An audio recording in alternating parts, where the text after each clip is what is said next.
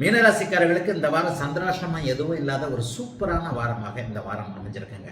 இதை விட பெருசு, இந்த வாரம் 18ஆம் தேதி தான் உங்க ராசிநாதன் உச்சம் என்கின்ற ஒரு நல்ல நிலைமையை அடைய போகிறார்.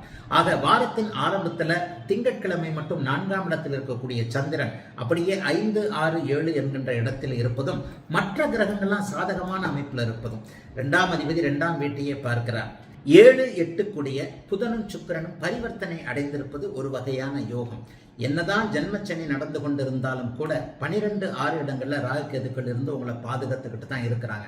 இந்த ஜென்மச்சனி அமைப்பு ஒரு 1.5 மாசம் 2 மாசத்துக்கு உங்களுக்கு தற்காலிகமாக விலக போகிறது. ராசியில் இருக்கக்கூடிய சனியை குரு பகவான் உச்சமாகி பார்க்க போவது மிகப்பெரிய கொடுப்பினை.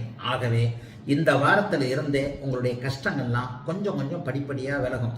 உத்திரட்டாதி நட்சத்திரக்காரர்கள் கடுமையான மன உளைச்சல் இருக்கிறீங்கன்றதை அடிக்கடி வார ராசி பலன்ல பேசுறேன், மாத ராசி பலன்லையும் பேசுறேன். உத்திரட்டாதி நட்சத்திரக்காரங்களாம் கொஞ்ச நாளைக்கு அப்படியே கொஞ்சம் பிரச்சனைகள்லாம் ஓயிறத கண்ணால பார்ப்பீங்க. அவரவருடைய வயதிற்கு ஏற்றாற் போல பெண்கள் சகோதரிகள் மீனராசிக்காரர்கள் எல்லாருக்குமே கணவனாலே நிம்மதி இல்லை, குழந்தைகளாலேயும் நிம்மதி இல்லை. புள்ள எப்ப பாரு போனை வச்சுக்கிட்டே இருக்கு, இந்த மனுஷன் பாரு எப்ப பாரு வீட்டுக்கு இல்லாம இப்படி பண்றாரு அப்படி பண்றாரு, என்ன பண்றாருன்னு தெரிய மாட்டேங்குது, கண்ணை கட்டி காட்டுல விட்ட மாதிரி இருக்கு. இந்த மாதிரியாக கணவரை பார்த்து மகள்களை பார்த்து குறை கண்டு கொண்டிருக்கக்கூடிய மீனராசிக்கார சகோதரிகள் குழந்தைகள் எல்லாருக்குமே படிப்படியாக முன்னேற்றம் இப்போதிலிருந்தே வரும். ராசிநாதன் உச்சமாக போறது நல்ல அமைப்பு.